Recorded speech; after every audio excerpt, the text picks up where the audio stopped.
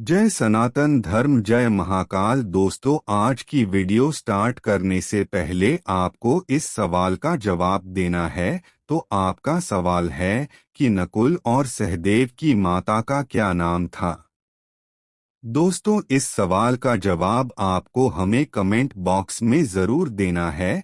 जैसा कि आप सभी को पता होगा कि अमावस्या, पूर्णिमा, गंगा दशहरा तथा कुछ खास अवसरों पर लोग गंगा नहाने के लिए जाते हैं। माँ गंगा को पाप नाशिनी तथा मोक्षदायिनी कहा गया है। गंगा में नहाने से सारे पाप कट जाते हैं। इसीलिए आप देखिए, गंगा नदी के तट पर नहाने के लिए श्रद्धालुओं की अच्छी खासी भीड़ दिखाई पड़ती है। प्रयागराज स्थित संगट तट पर मकर संक्रांति, अमावस्या, पूर्णिमा, गंगा दशहरा इन खास अवसरों पर बहुत भीड़ लगती है।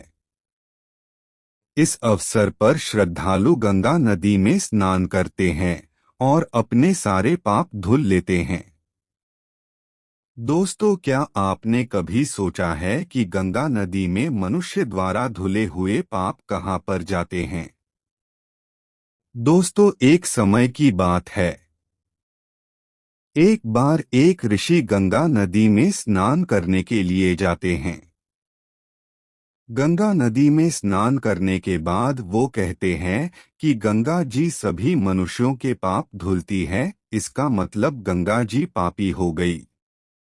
अब उन्होंने यह जानने के लिए तपस्या की कि आखिर गंगा में धोया हुआ पाप कहाँ जाता है। जब उनकी तपस्या पूर्ण हुई तब भगवान प्रकट हुए। तब ऋषि ने उनसे पूछा कि भगवान, ये बताइए कि मनुष्य द्वारा जो पाप गंगा जी में धुले जाते हैं, आखिर ये सारे पाप कहाँ पर जाते हैं। तब भगवान बोलो कि चलो इस प्रश्न का उत्तर हम गंगा जी से ही पूछते हैं। अब दोनों गंगा जी के पास चल दिए और माँ गंगा से यह पूछने लगे कि हे गंगा, आप लोगों के पापों को धुलती है, इसका मतलब आप पापी हो गई। तब गंगा जी ने कहा कि मैं क्यों पापी हो गई, मैं सारे पापों को ले जाकर समुद्र में अर्पित कर देती हूँ।